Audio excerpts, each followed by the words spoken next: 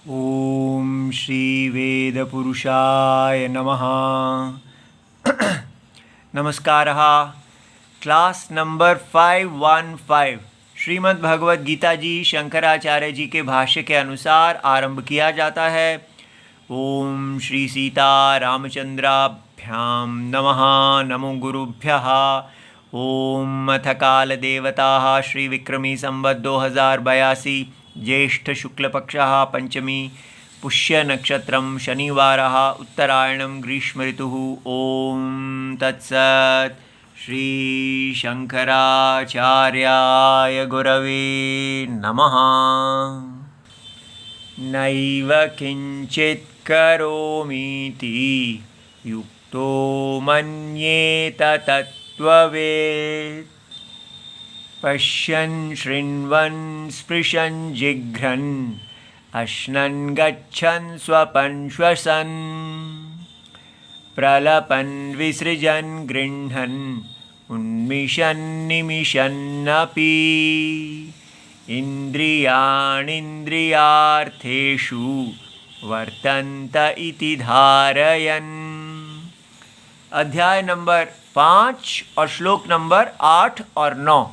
पुस्तक है Gita press Gorakhpur, book number 10, Shankaracharya ji के भाष्य वाली पुस्तक। अच्छा जी, तो क्या विषय चल रहा है? भगवान अर्जुन के प्रश्न का उत्तर दे रहे हैं और समझा रहे हैं कि कैसे कर्म योग बड़ा महत्वपूर्ण है।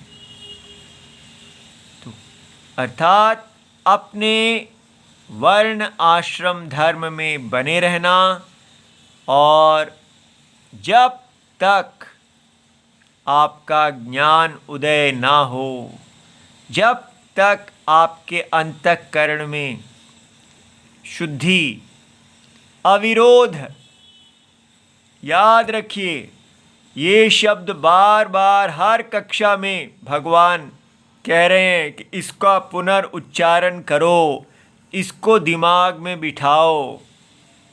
अविरोध, विरोध का नहीं होना। किसके साथ विरोध? राम के साथ विरोध। पूरा हमारा शास्त्र काम और राम, काम और राम, बस ये दो ही पक्ष हैं जिस पर हमारा पूरा शास्त्र सनातन धर्म टिका हुआ है। हमारा राम के साथ विरोध नहीं होना चाहिए। और राम के साथ विरोध कौन खड़ा करता है? कौन है जो हमें राम का विरोधी बना देता है? ये सनातन शत्रु काम। इसीलिए ये दो शब्द, राम कौन है? जगत के सत्यम, इस पूरी माया जगत के सत्य आत्मा, सर्वव्यापी सत्य आत्मा, हर देह में रहने वाले सत्य आत्मा, हर जड़ और चेतन, सूर्य हो, चंद्र हो, तारे हो, नदियां हो, पहाड़ हो, युग हो, लिविंग थिंग हो, नॉन लिविंग थिंग हो, ये जो साइंस की दुनिया है, लिविंग थिंग और नॉन लिविंग थिंग, इस सब को व्याप्त करने वाले परम सत्यम, जगत की आत्मा, सबके अनुभव में सदा रहने वाले, सबका आई, अहम, तो वो है राम। और इस राम से, इन राम से हमको कौन दूर ले जाता है? काम। इसीलिए हिंदू वैदिक शास्त्र सनातन शास्त्र है। सतयुग में भी यही पढ़ाया जाएगा कि आपका शत्रु काम है, आपका मित्र राम है। कोई भी युग होगा, भगवत गीता हमारा वैदिक शास्त्र नहीं बदलेगा। ठीक है, ये मूल दो पक्ष हैं जिसके बीच में जीव घूमता है। शास्त्र का काम है कि आपको काम से काटना और राम से जोड़ना, और यही भगवत गीता अर्जुन के लिए कर रही है। अर्जुन काम से मोहित हो गए हैं, उनको अब भगवान काम से काट रहे हैं और राम से जोड़ रहे हैं, यह आप देख रहे हैं। और यही हाल मॉडर्न अर्जुन, न्यू अर्जुन का भी है। आजकल के अर्जुन भी काम से मोहित हुए हैं और राम से कटे हुए हैं। तो सबसे पहले हमें देखना है क्या ये सत्य है, क्योंकि किसी को भी ये उपदेश दो तो वो यही कहता है, हाँ जी आप ठीक कह रहे हैं, सारी दुनिया काम से प्रेरित है, मैं तो पहले एकमात्र राम हूं और दूसरे सारे कामुक रावण हैं। यह आपकी भगवत गीता पूरी दुनिया को सिखानी चाहिए, लेकिन मैं तो जन्म से ही राम हूं। इस प्रकार कोई भी अपने आप को कामुक नहीं देखता, सब कहते हैं दूसरे कामुक हैं। यही माया है, हम अपने अंदर देखना ही नहीं चाहते, हम अपने आप को पहले ही राम घोषित कर देते हैं। इसलिए राम कौन है? हमारी देह काम का स्थान है। इसके अंदर जब हम अपनी इंद्रियों से दुनिया को देखते हैं तो हम उन विषयों के प्रति सुख हेतु दुख हेतु इस प्रकार देखते हैं, और जन्मों जन्मों तक उन इंद्रियों से सुख हेतु की प्राप्ति और दुख हेतु की निवृत्ति में लगे रहते हैं। पूरा जीवन हमारा काम परायण हो जाता है और हम कहते हैं, राम जी मेरी काम की इच्छा पूरी कर दो, मेरी इच्छाएं पूरी कर दो, मैं आपसे जुड़ा हुआ हूँ, बस आप मेरे साथ हैं तो सब मेरा काम पूरा हो जाएगा। तो राम जी को भी हम सीता जी की तरह अपनी काम पूर्ति में लगा देते हैं और असुरक्षित रहते हैं और रावण के हाथ में चले जाते हैं। राम को मोक्ष के लिए नहीं लगाते हैं, अपने अंदर धर्मपरायणता के लिए हम ये नहीं कहते, राम जी हम आपके पीछे चलेंगे, हम आपकी आज्ञा पालन करेंगे। हम कहते हैं, राम जी आप हमारी आज्ञा पालन करो। जब हम राम जी को अपनी आज्ञा पालन करने में लगाते हैं तब हम रावण के हाथ पड़ जाते हैं, धर्म से पतित हो जाते हैं। इसलिए हमें मौलिक देखना है कि हम कैसे देह परायण काम परायण जीवन जी रहे हैं और हमको कैसे अपने आप को राम परायण करना है। ऐसे अगर देखेंगे ही नहीं तो क्या करेंगे? कहेंगे हाँ जी हम नया भगवत गीता पढ़ लिया, उसमें क्या करना होता है?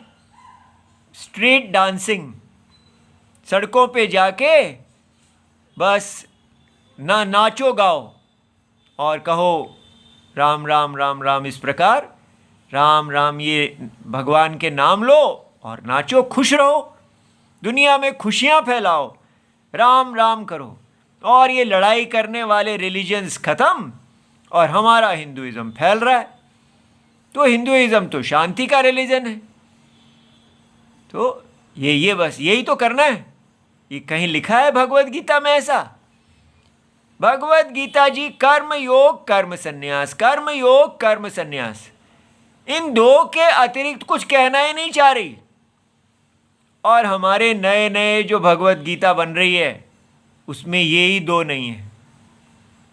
केवल क्या है? काम के नए नए रूप, कैसे आपने मजा लेना है। भगवत गीता आपके जीवन को पीसफुल माने मज़ेदार बनाने के लिए है। जितना आप भगवत गीता से साथ जुड़ोगे उतना मज़ा बढ़ेगा। ये नहीं है कि जितना भगवत गीता से जुड़ोगे उतना धर्म बढ़ेगा, उतना राम बढ़ेगा। एक अजीब आसुरी दुनिया आ गई है जो बस मार्केट में काम बिकेगा, मार्केट में कभी राम नहीं बिकेगा। अगर राम मार्केट में राम को बेचना है तो उसका एक ही तरीका है कि आप राम को बदल दो और कहो राम आपके काम को पूरा करने के साधन हैं, तब राम बिकने लगेगा। तो इसलिए आंखें कोई खोल नहीं सकता हमारी। कष्ट की बात यह है कि व्यक्ति को अपनी आंखें खुद ही खोलनी पड़ती हैं। इतनी सी आंखें, उनको खोलने के लिए जन्म जन्म लग जाते हैं। तो हमें इतना तो कर्तव्य हमारा है कि हम अपनी आंखें खोलें। जागो मोहन प्यारे, ठीक है। तो अब ये देखिए भगवान ने कैसे पिछले श्लोक में कर्म योग का उपदेश किया, अब कर्म सन्यासी कैसे देखते हैं। पहले बताया कर्म योगी कैसे देखते हैं, अब बताने लगे हैं कि कर्म के सन्यासी कैसे देखते हैं। तो इसलिए सबसे महत्वपूर्ण चीज हमारे लिए है कर्म। कर्म माने स्वधर्म। लेकिन हम आधुनिक अर्जुन को पढ़ा दिया गया है कि स्वधर्म का मतलब होता है राष्ट्र की वृद्धि, राष्ट्र की जीडीपी बढ़ाना। यही है राष्ट्र यज्ञ। आप सब लोग राष्ट्र यज्ञ में आहुति डाल रहे हैं। शास्त्र के शब्दों को लेके उल्लू बना बना के हम लोगों को, भारत को रावण की लंका बनाने का कोशिश किया जा रहा है। रावण चाहते थे कि लंका बन जाए सबसे अमीर दुनिया, सबसे सशक्त, मोस्ट पावरफुल कंट्री। इसलिए पावर का मतलब होता है धार्मिक कंट्री। हमें धार्मिक देश बनना चाहिए, ना कि हमको रावण की पावर की तरफ जाना चाहिए। तो इसलिए सबसे पहले जब तक अपनी धर्म की परिभाषा को ठीक नहीं करेंगे, कोई भगवत गीता काम नहीं करने वाली। धर्म की परिभाषा है इस महायज्ञ में अपने स्थान में काम के अनुसार नहीं चलना, काम को बाधित करके, व्यक्तिगत काम को बाधित करके समष्टिगत स्थान को पकड़ना। क्यों ये बात नहीं समझ में आती है किसी को? ये तो इम्पॉसिबल है आजकल, हम ये नहीं कर सकते हैं। तो क्या कर सकते हैं आजकल आप? हम केवल बस अपने काम के अधीन हुए मार्केट कंपटीशन में उतर सकते हैं। काम के अधीन होके मार्केट कंपटीशन में उतरना, यही धर्म है। इसके अतिरिक्त हमें और कोई धर्म ना बताइए। हम जो भी मार्केट के नियम हैं, हम उसके मार्केट के अंदर फाइट करेंगे। तो मार्केट के अंदर तो कोई नियम नहीं होते, वहाँ तो अपॉर्चुनिज्म ही नियम होता है। जो मार्केट को जीत जाता है, उसको खरीद लेता है, उसमें survival of the most opportunist होता है। जो जितना ज़्यादा अवसरवादी होगा वो मार्केट को अपने पक्ष में कर लेगा। अवसरों को भुनाना ये मार्केट का धर्म है। यदि आप कहते हैं कि यही रहेगा तो फिर क्या सीता और क्या राम और क्या लक्ष्मण और कौन भरत, कौन हनुमान, वो सब केवल एक रामलीला को एंजॉय करने के लिए हैं, वो जीने के लिए नहीं है। अगर कहते हो कि इम्पॉसिबल, ये यज्ञ कोई है ही नहीं, और यज्ञ में अपने काम को छोड़ के, क्या मैं आईएएस को छोड़ के अपने वेद की रक्षा करूंगा? Impossible, impossible. क्या मैं आईएएस, ये सब, मैं बिजनेसमैन, ये सब बन सकता हूं? कितनी अपॉर्चुनिटी है। वो सब छोड़ के क्या मैं क्षत्रिय धर्म का पालन करूंगा? मैं कहूंगा कि मुझे, हे राम जी, आप गाइड कीजिए कि जैसे आप क्षत्रिय थे मैं भी क्षत्रिय बनूं।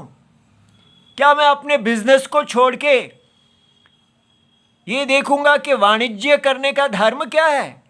कैसे ये बिजनेस मेरे प्रॉफिट को बढ़ाने के लिए नहीं है, यज्ञ की वृद्धि के लिए है। इसलिए क्या मैं सेवा पकड़ूंगा इस यज्ञ की वृद्धि के लिए? हम सब काम की अग्नि से जल रहे हैं और वो काम अग्नि जो है वो अपनी आहुति मांग रही है। दो दो दो, काम से तड़पता हुआ भारत उस काम अग्नि को ही राष्ट्र यज्ञ कह रहा है। उल्लू बनाया जा रहा है और हम उल्लू बन रहे हैं क्योंकि हम उल्लू बनना चाहते हैं। अगर कोई आके कहेगा कि नहीं नहीं ये तो काम अग्नि, यज्ञ अग्नि नहीं है, ये तो काम अग्नि है, हम उसको ही दो झापड़ मार के भगा देंगे। ये चुप कर, काम अग्नि ही यज्ञ है, बस काम अग्नि ही सब कुछ है। हम सबके अंदर काम है और काम को पूरा करना ही मानव धर्म है। सबको अपनी काम अग्नि को तृप्त करने का अधिकार, यही धर्म है। जब तक हम इस काम अग्नि को पूरा करने का अधिकार की धर्म की डेफिनेशन नहीं छोड़ेंगे, तब तक काम और राम, हम काम को ही चुनेंगे। कितने राम मंदिर बना लीजिए, वो काम मंदिर नहीं होंगे, वो राम मंदिर नहीं, काम मंदिर होंगे। हम काम देवता की ही पूजा कर रहे हैं, राम देवता से तो हम कब के बिछड़ चुके। इसलिए ये डिसीजन कोई दुर्लभ ही होगा जो लेगा। हम ऐसा नहीं सोच सकते कि ऐसा कुछ कोरोना चल पड़ेगा, राम कोरोना, जो सारे भारत को ये राम की बीमारी लग जाएगी। कोरोना हमेशा काम का ही चलता है। काम है जो एकदम आग, जंगल की आग की तरह फैलता है, लेकिन राम जो है वो एक दीपक से दूसरा दीपक धीरे धीरे धीरे धीरे, हर क्षण तपस्या, हर क्षण तपस्या। राम तपस्या का मार्ग है और काम जंगल की आग, विनाश का मार्ग है। राम एक एक फल को पकाने का कर्म योग के द्वारा धीरे धीरे पकने का मार्ग है और काम केवल पूरी तरह सब कुछ नाश करने का मार्ग है। तो व्यक्ति को देखना है हम कहाँ जा रहे हैं, हमारी एजुकेशन हमें कहाँ लेके जा रही है। एक समय था, अगर आप किसी स्त्री को कहते थे सौभाग्यवती भव, तो उसका अर्थ होता था कि आप सदा अपने पति के साथ यज्ञ संगिनी बनी रहें, आपका सिंदूर सदा बना रहे और आपको राम जी जैसे पति की प्राप्ति हो और सदा सीता की तरह आप राम और सीता धर्म का पालन करते रहें, सारे जगत के लिए पूज्य हो जाएं। लेकिन अगर अब आपको कहना है सौभाग्यवती भव, तो उसका अर्थ होगा आपका करियर, आप बाजार में बाजार लक्ष्मी को प्राप्त करें। आप गृह लक्ष्मी नहीं, कुलवधु नहीं, बाजार वधु। आप काम की प्राप्ति करें, आपकी सब इच्छाएं पूरी हों, ये नहीं कि आप धर्म की इच्छा पूरी करें। आप देख रहे हैं कि हम भारतवासी कितने काम परायण हो गए हैं, कितने गिर गए हैं। हमारा धर्म पूरी तरह नष्ट हो चुका है। और ये कोई आश्चर्य की बात नहीं है। धर्म हमेशा काम के द्वारा दबा लिया जाता है और पुनः उसको वापस राम जी की शरण से बाहर आना होता है। ये धर्म का स्वभाव है।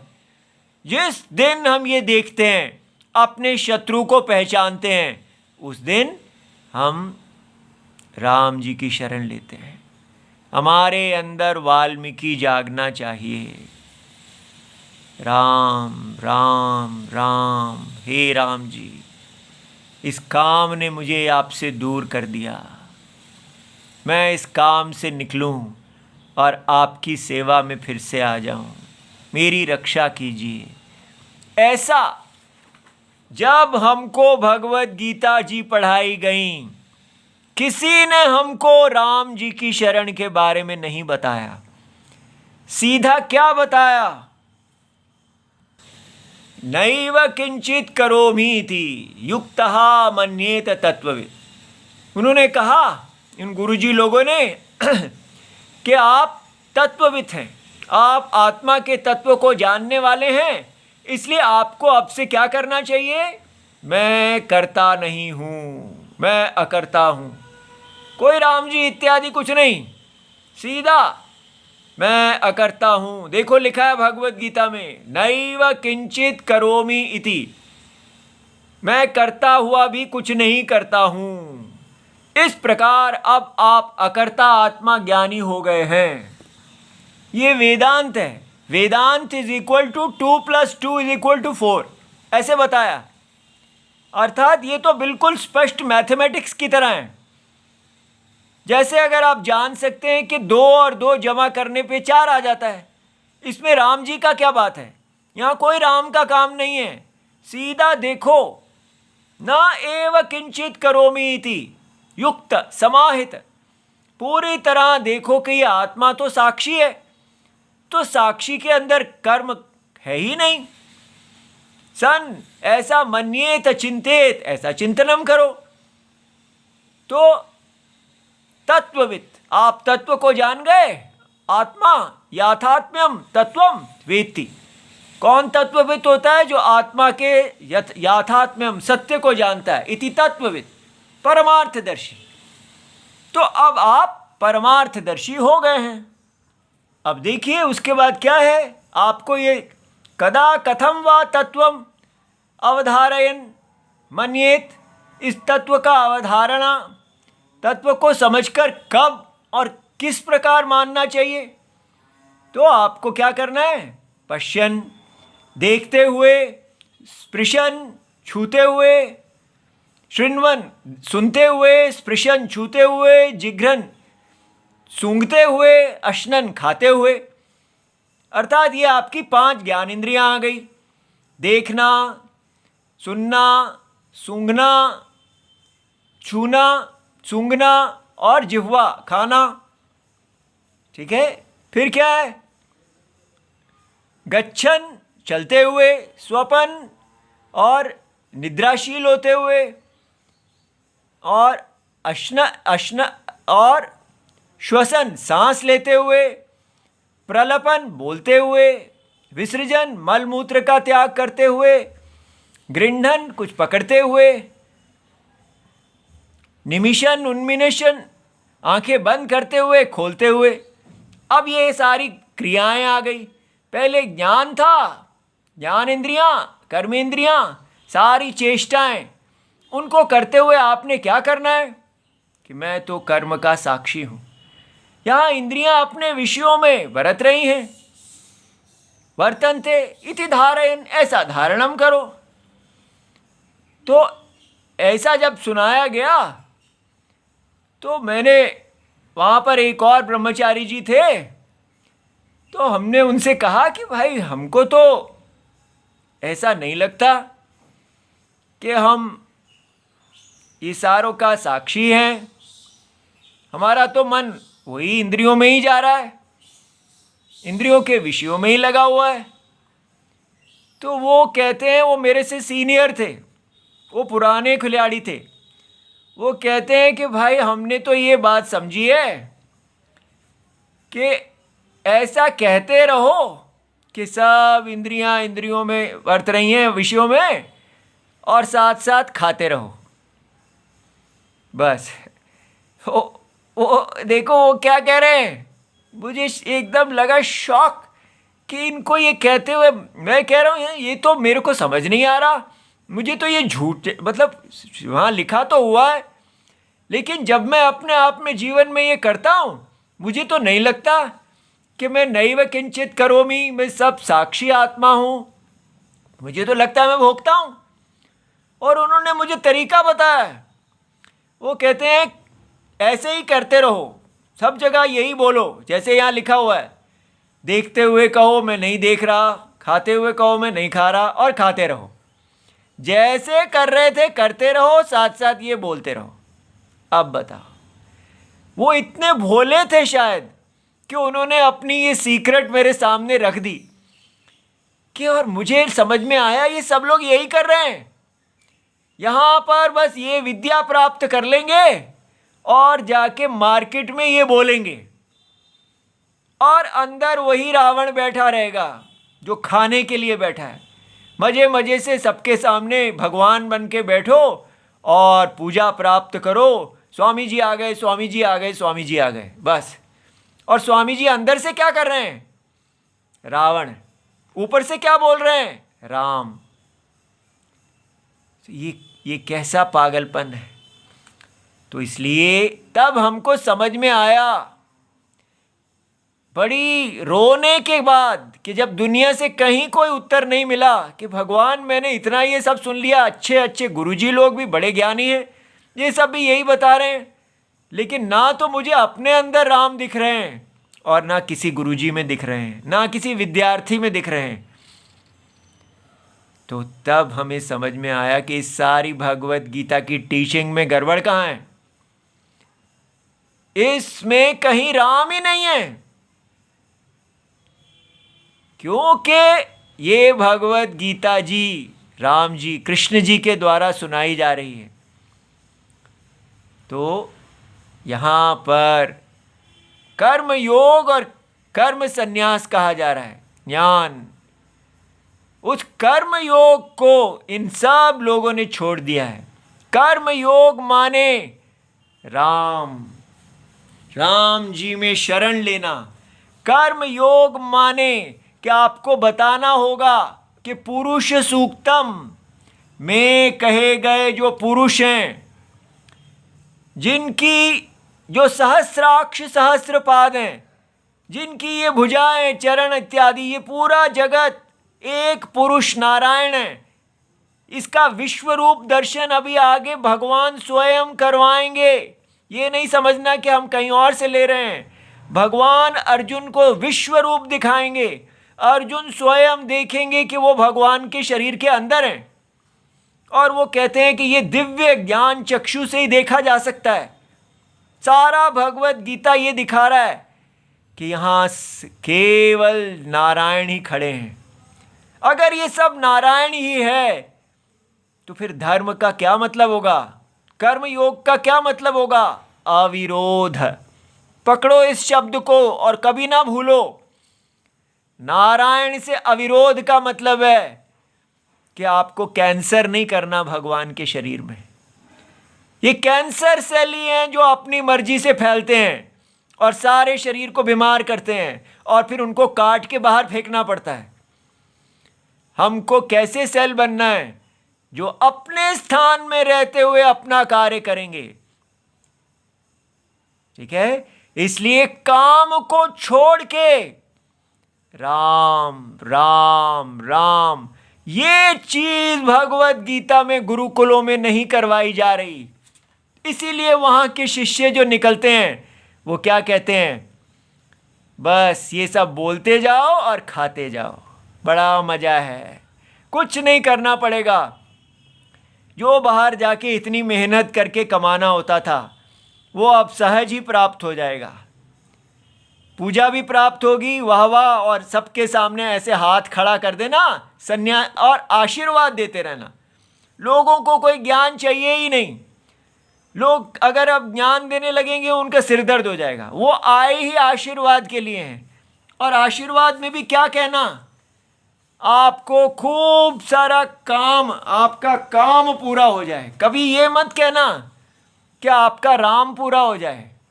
काम काम के आशीर्वाद दिए जाओ, यही लोग चाहते हैं। आप उनको ये आशीर्वाद दो और वो आपका काम पूरा कर देंगे। गुरुजी कहते हैं और काम आपका पूरा हो जाए, आप मेरा काम पूरा करो। पूरा समाज केवल काम काम काम कर रहा है। ये विनाश है हमारे गुरुकुलों में, गुरुजी लोग जो भगवत गीता पढ़ा रहे हैं। तो इसलिए मेरा बेटा, आपके हृदय में सीताराम वास करते हैं। आप स्वयं, आपका दायित्व है, आपने कौन सा पथ लेना है। कल्याण को चुनना हमारा कर्तव्य है। राम जी हमारी रक्षा करें। ओम नमो भगवते वासुदेवाय। प्रणाम इति सर्वं शिवम्।